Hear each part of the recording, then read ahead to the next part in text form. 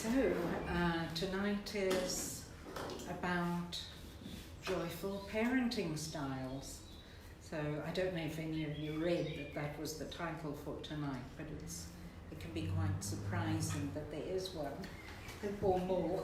Okay. So, starting from the picture that of how children learn. So when I talk about this, I always want to go back to the very beginning, when the first connection that you make with a child is to gaze at them. So you gaze at the child, and they're just there. They're not really doing anything except looking for food and comfort. And you gaze, and then you gaze, and then some time later, a few days for some, a few weeks for others, you get this flicker of recognition going through the baby. So the look in the eye and the flicker of recognition goes through the body. And the first thing that happens in the gazer is a feeling of joy. And you go whoosh with the joy, and then the baby sees the joy and gives you a whoosh of joy back. And then you've started this communication. So then, if all is well, the communication is the beginning of how the child learns from you. Because when the joy is passing from one to the other, then we're starting to attune to each other. And what happens to the baby is that they are getting ready to learn specifically from this parent. And all they're learning is tuning in to this parent.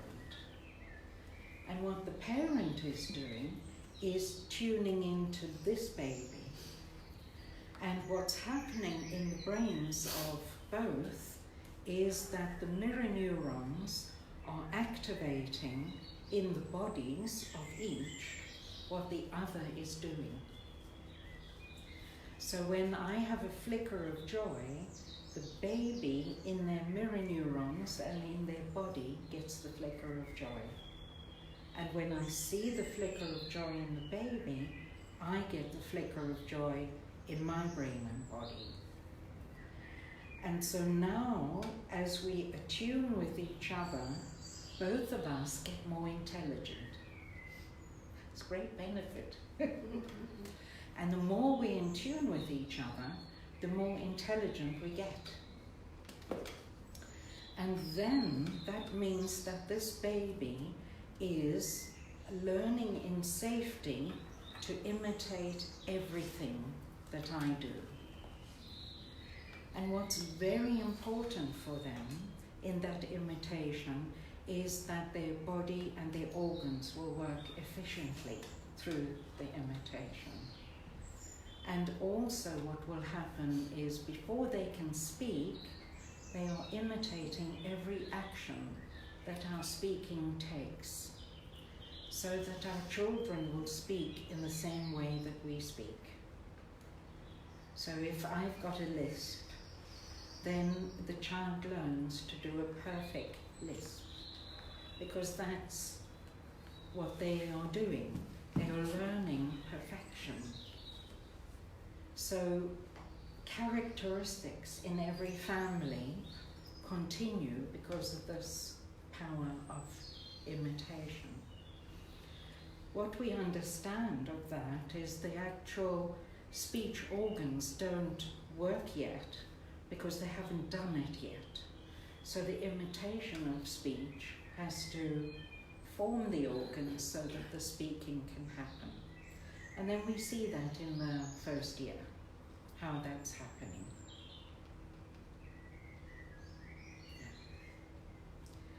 So I did this project.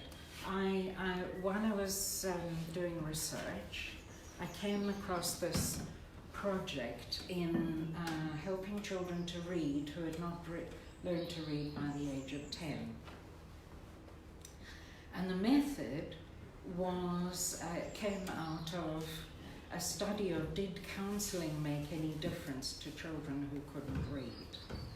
So they set up the project of a group that weren't going to get any help, and a group that got remedial, and a group that got counselling, and then a group that got remedial and counselling. Now this is quite bad news for remedial teachers, because the group that gained the most and learned the most after the 10 weeks was the group that got counselling. Counselling on its own? Yes. The group that got remedial and counselling got almost the same as the ones with counselling, and the ones that got remedial weren't any different from the group without remedial. Wow. It's very bad news. What is remedial? Pardon? What is remedial? Like learning support. Yes. Oh, I see. Yes. Okay. Okay. So special help. I can't remember how much they got. Then they did the project again, and this time, well, they repeated that over and over again to be sure. Yes, and they were sure.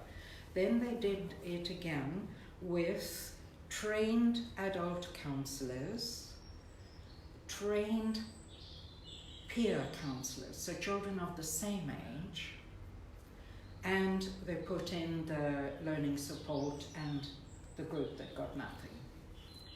So, very bad news for counsellors. The group that did the best were the ones who had the counselling from their peers, followed by the ones with the counsellors, followed by the group that got the learning support, and then the control group. Then they did that over and over again, and they were sure, yes, that's how it works. Then they set up a new kind of counsellor, which they called grandparents. And grandparents got no training. So now we've gone from trained to no training, and the grandparents weren't even told what they were doing it for. Oh my God. And guess what? So the group who were seeing grandparents on a regular basis improved in their reading. And Their own grandparents? no, just specially encouraged grandparents. Right. This is very interesting because the grandparents didn't even talk about reading, because they didn't know that's what the study was about. Anyway, I was really excited about this. I thought this is the most exciting study I've ever read.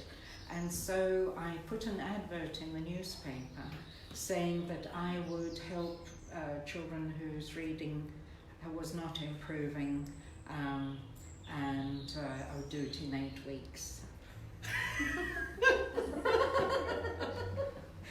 So I was quite amazed. I got 3 who came for that. And so 2 of them went from not reading to completely able reading in 8 weeks.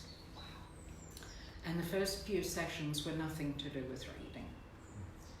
And the reading subject came up by the children just talking about a book or something like that.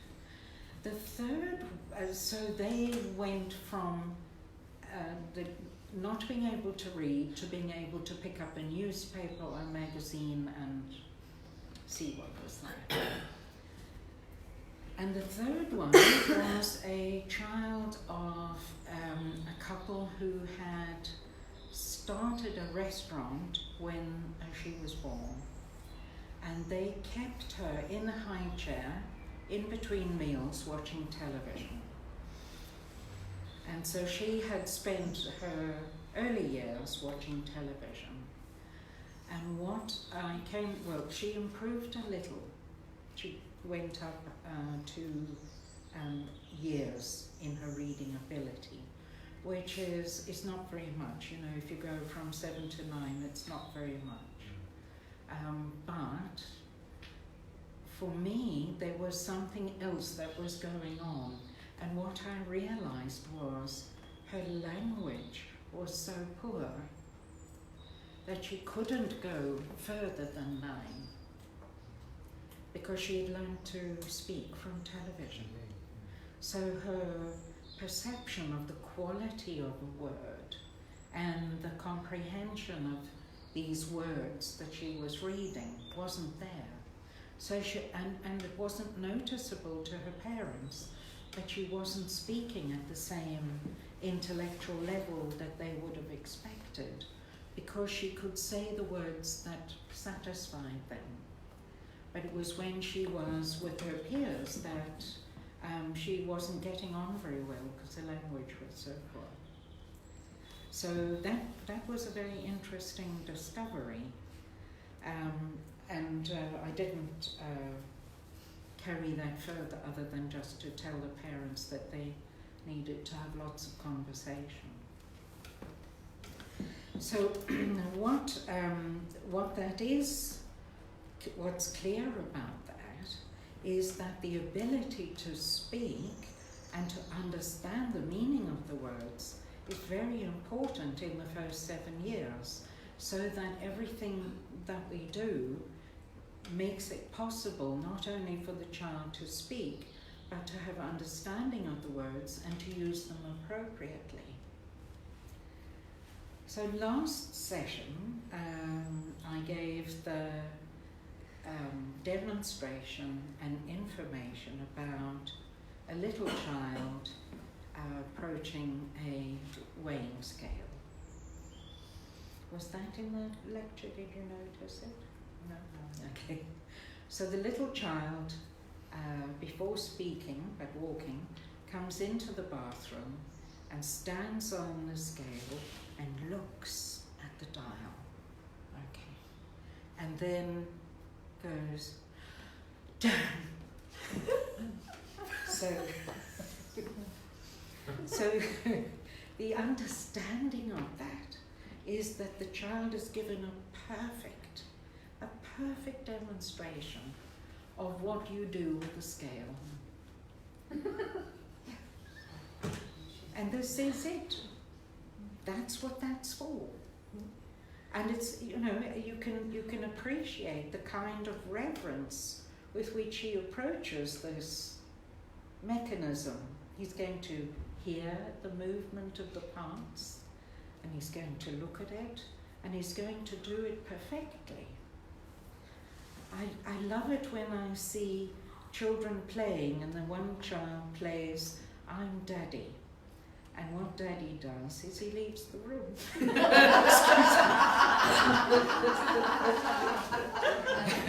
So they set up, they're playing home or house or something, and this one says, "I'm Daddy," and he's gone.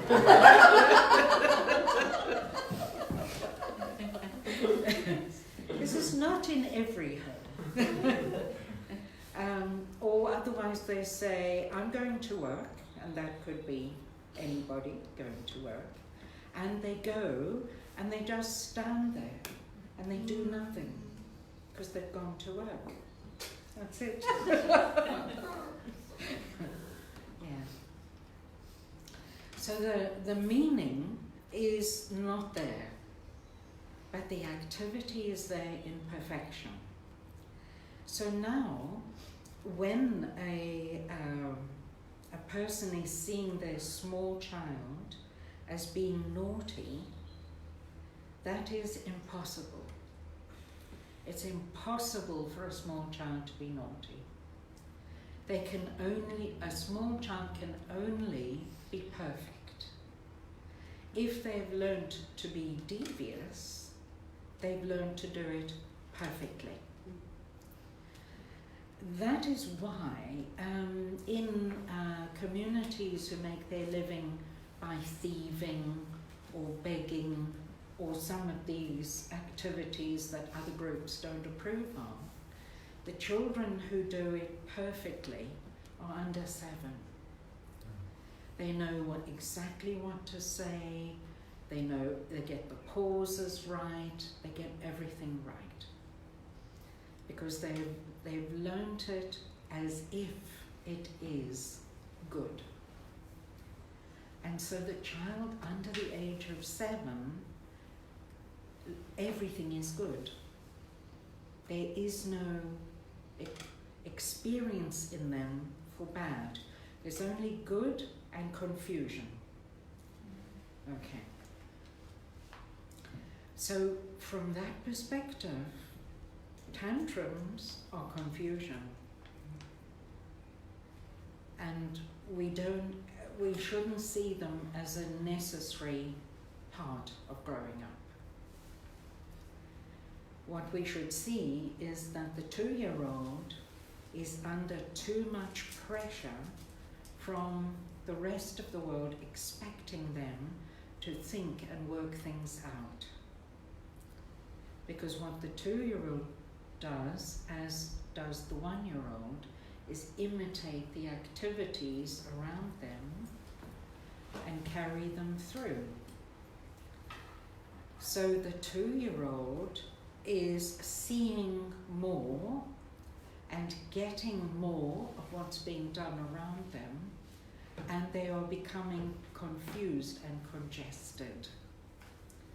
And so they want to carry out activities that are beyond them, and also they have such a drive to do them that there is no way that you can explain to a 2-year-old, you're too small to do that, or that's inconvenient, we're going now. So a 2-year-old in a supermarket wants to do exactly what everyone's doing in the supermarket. So if you're in the supermarket taking things off the shelf, and you're stopping a 2-year-old from taking them off the shelf, all those mirror neurons are ready, that whole body is ready to rhythmically take everything off the shelf. And now we stop them. Where else will it go? Yeah? So we have to think very carefully, what are we doing and how can we do it so that the child can do what we're doing without this? Because for a child to have a tantrum every time you go shopping, shall we keep doing that? Yeah. Now, if a child has had a lot of tantrums in the first 7 years, they are going to have tantrums for life. Do you know any adults that have tantrums?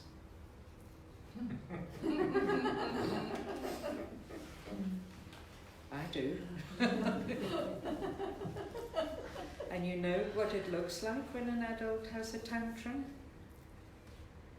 It does the same thing for a child. It goes through their bodies. It goes like that, through their bodies. And they might shout to disguise this jerky movement that comes out of them, and stamp. Say, I've had enough. So, this quality of imitating, if we can take that really, really seriously and see what it has become, then we know what to do. So last time I spoke about the hatred of work. And I think I'm the only person giving parenting courses that talks about the hatred of work. I'm absolutely sure that the hatred of work or the fear of work. If it's not a hatred, it's a fear, is the problem with children's behavior problems and the exhaustion in the homes. So just to, I know I'm repeating it for some, but I just go through it again. So in the past, when people did the same as their parents, as their grandparents, as their great-grandparents, and so on, then the tasks were simply done. It wasn't that when spring came, you thought, boring old sowing seeds, we won't do that anymore, we'll just try another way. It just wouldn't happen. And the enthusiasm for what would come from the seeds just lives in the activities of the people, and so the children join in and they all do as the parents do.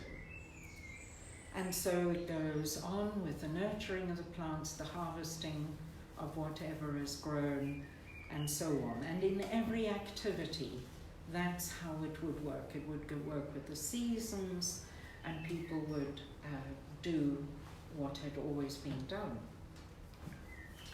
And then you see these very charming little illustrations of very small children doing something that's very adult-like.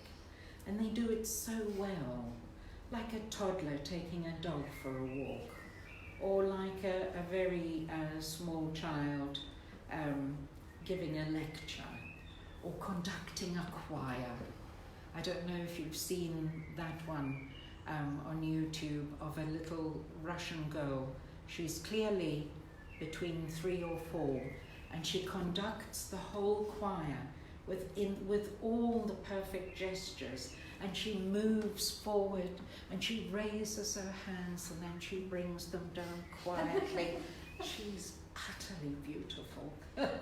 And then at the end of the video, her mother comes and collects her and takes this little girl away, and she's conducted the choir. And she could have done it without the conductor because she could do it perfectly. So then what happened in society was that with materialism and the way the consciousness changed in the world, we ended up with status, with tasks connected to status. So you had the wealthy who had the poor working for them, doing the tasks that the wealthy considered beneath them. And then, coming through the First World War, there was a bit of a shake-up with this status, but we did not lose the stigma attached to the order of domestic life or the maintenance of work life. And so things like cleaning and making food and small technical jobs and so on became the kind of work that people feared, because they feared being in that status. And what do people say when they are left to do the dishes or tidy the house and so on? They say, I've been left with the awful work. How did I end up here? And so the horror of work lives so inside you that when you come to be a parent looking after a child who actually needs not only to learn how to do the work, but needs to do the work so that they become competent in anything they do. If we don't learn to work, we actually create problems in our thinking and our abilities later on in life. So this being able to do work through imitation is vital to make a balanced person. However, with the people in charge of the work hating it, then we begin to communicate to the child that we don't want to do it. So when we don't want to do it, we do it with huffing and puffing, jerky movements, slapping things around. What I didn't do with you is my favourite example. How do you fill the washing machine? Do you pick up an item and think, this is Susan's long sleeve jumper. This is Jack's t-shirt. He played in the mud with it. In it goes. Do you do that? Do you do that? Okay, I tell you the rest in the room. They go, okay, and then slam the door, pull out the drawer, yeah? What do you put in? Liquid or powder or a neat little capsule or something like that, and it goes, slam, close. And if it doesn't start when you press the right button, some language about how frustrated you are, but not you. Okay, so there are, so that is a communication. Anybody being with you, watching you fill the washing machine, how were you feeling while I was doing those movements? Could you breathe very well while I was doing that? No, you can't, can you? You go. So now, let's see small children witnessing washing machines, and off they go to nursery, and they start slapping the furniture around and shoving the toys around like that, and perhaps swearing at a few of the other children and hitting them. And nobody knows where it came from. And the poor mothers, they're so upset that their children have done this at nursery because they never done that themselves. There's no connection. It was the washing. Or somebody else was doing the washing like that. Or it happened when something broke on the floor or something like that. So, with that, we're left experiencing the horror and the pain and the tiredness and the picture that we are being treated badly by being left to do it. So out of that, did anyone get a little bit further after I spoke about this before with any task? Was there anything that you did differently? I just don't ask anyone to do anything. Okay. And I don't huff and puff, so I suppose I just get on with it. My husband does all the washing, so I'm fine. Yeah. Yes, Okay. but they're lazy, so they don't do anything. Interesting. So that is interesting. So would you say that laziness was a way of surviving when work was hated? Is laziness laziness? Or is laziness a kind of paralysis? I just think they're not considerate. I think it's just it's like there's no consideration of what's going on around them. They're so self-consumed, aren't they? Sort of, what I want to do when I want to do it. That's your job. If I asked anyone to do it, so that's they go your to job. That's the clue. It's your job because it's not pleasant to do. I was a nanny in London with these 3 boys, and I pitied them a lot of the time. And one day, when one of them got cross with me, he said, "I don't have to listen to you. You're just here to pick us up from school and empty the dishwasher. Who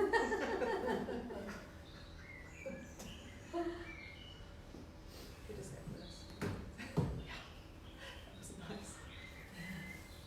Yeah. Very, very clear.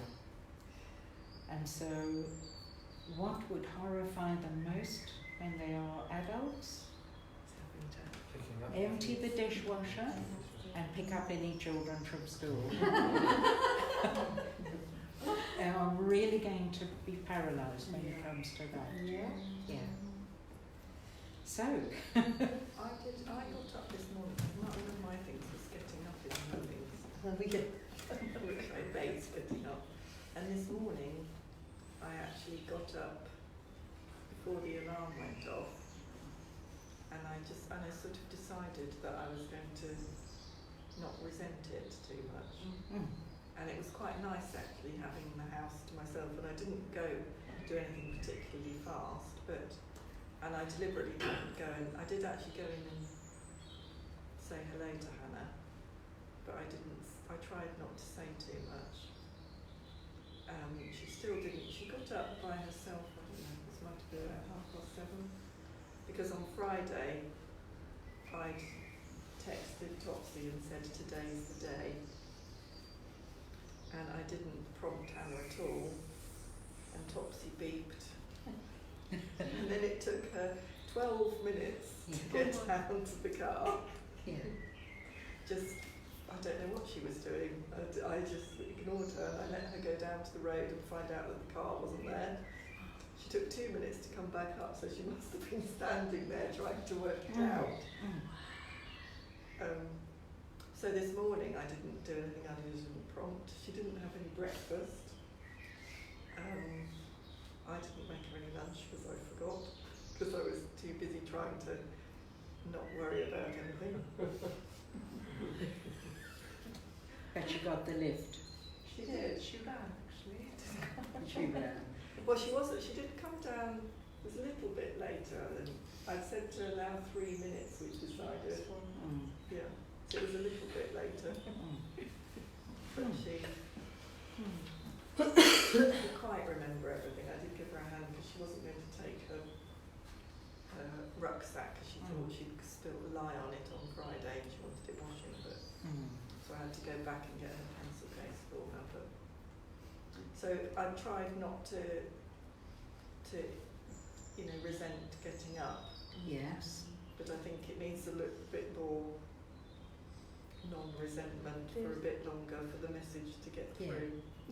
Yeah.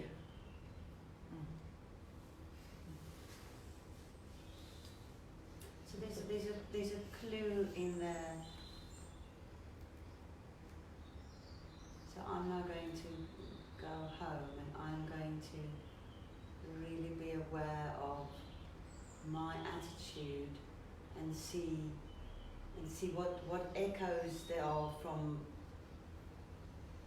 So I want to put myself back into the place where I was a child, watching things and how that influenced my attitude to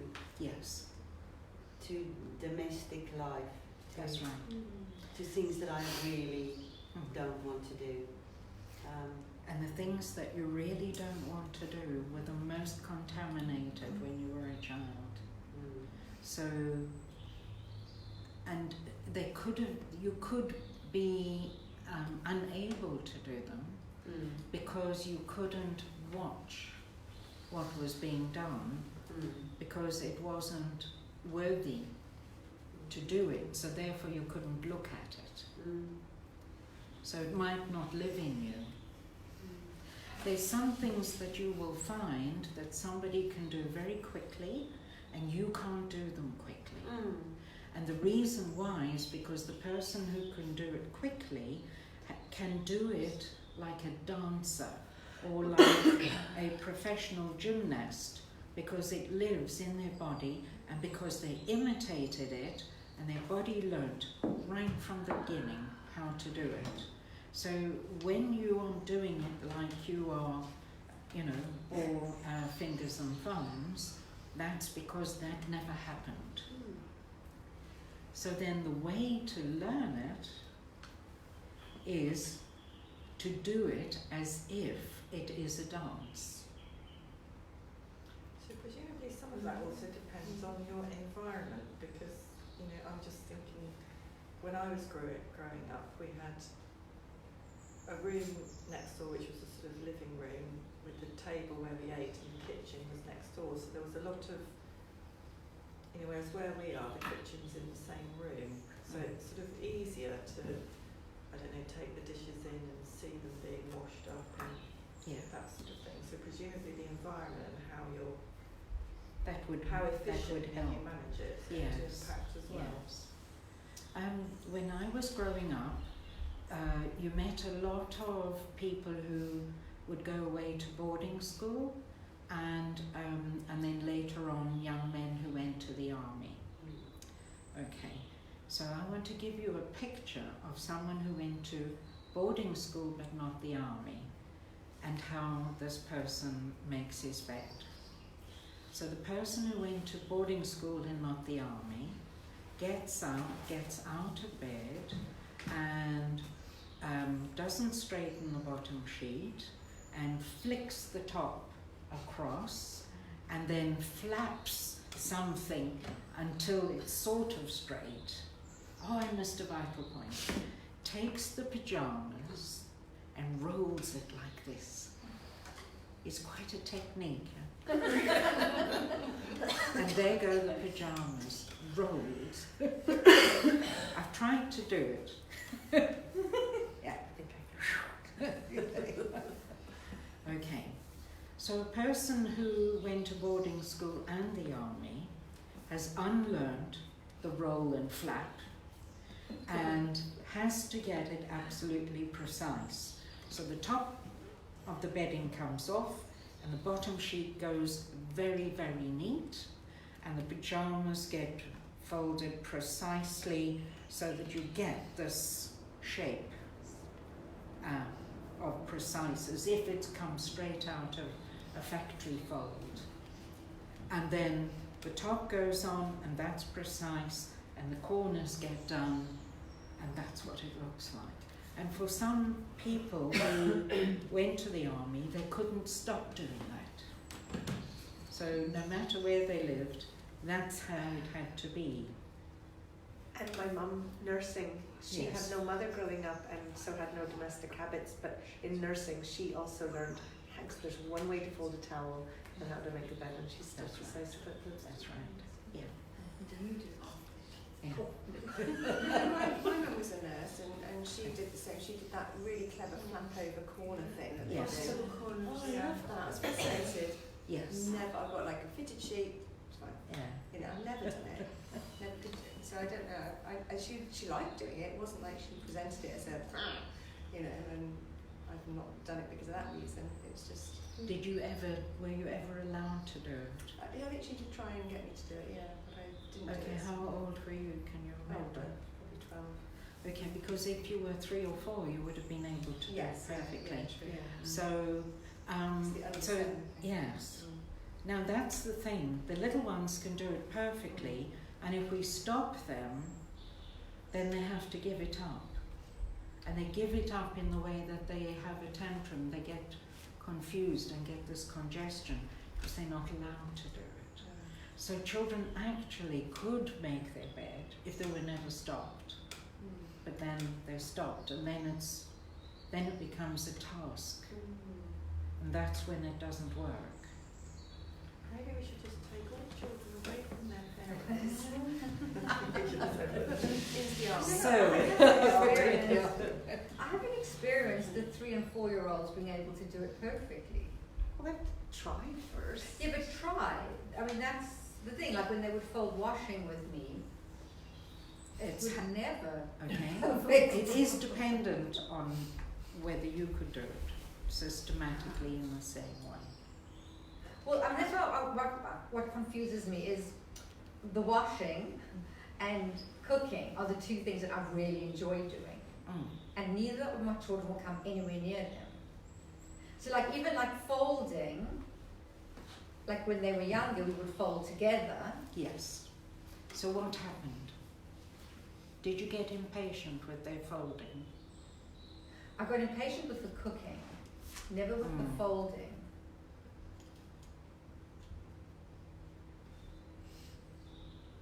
Because that, I kind of just thought, somebody once said to me, I can't remember, it was like part of, like, probably to raise or something. Let them do it even if it's not perfect. Pretend that it is perfect. But I never saw them getting it anywhere near to like this 3 or 4 year old perfection that you're talking about. It depends on the imitation. What But they then see. why is it like YouTube filled of these 3 and 4 year olds doing things perfectly? Because their ability to imitate has not been interrupted. I haven't been to school. It could be. Could be. So the fact that there are so few perfect 3 and 4 year olds is like seriously problematic. I think there are lots. And I think it starts here with the gaze and then the attunement. That creates the best environment for imitation. When the attunement is interrupted by tragedies in the family, illness, too many pressures on the family, going off to crash, anything like that, the attunement is interrupted. And now you've got a child that looks elsewhere to learn if the attunement isn't good. There's an enormous problem with mothers not being okay because of how our society leaves mothers. In actual fact, when a child is born, the mother needs so much care and so much loving support so that this works. To leave the mothers alone is a very strange thing to do. It's abandonment. So that's where I feel that the mirror neurons are then used for other things.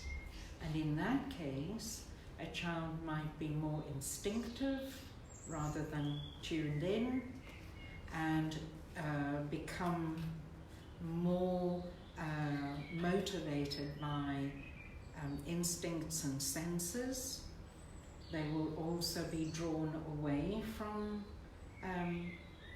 having this relationship with the nurturing parent and start focusing on other things. Or you even have children who you meet them and you think they are wild, and they don't even it's not as if there's a common wildness in humanity, but there's a particular wildness in a child who hasn't had the attunement. And they are off doing things when you don't expect it, and so on. So what happens when you give that gaze and you get nothing back? So you know that joy, Yes, and then the joy doesn't come back. yeah. Does something break at that point? So the slow to warm up baby, the mother of the slow to warm up baby needs much more support to keep that going, because the pressure of life makes it impossible for her to stay, to wait for the engagement and the attunement. Yeah.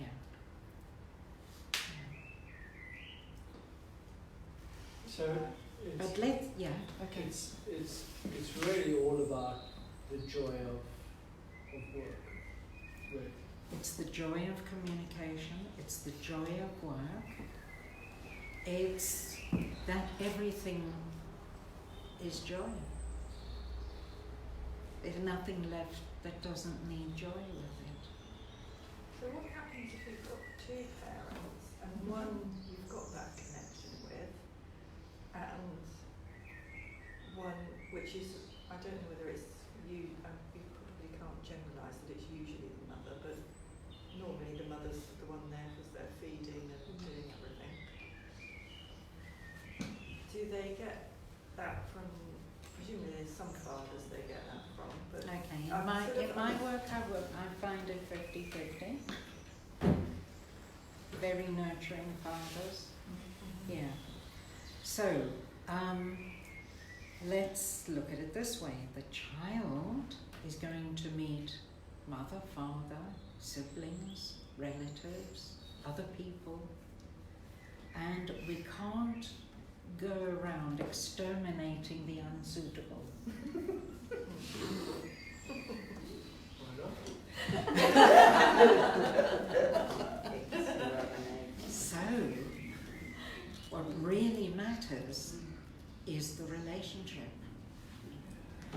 And this then becomes the medicine.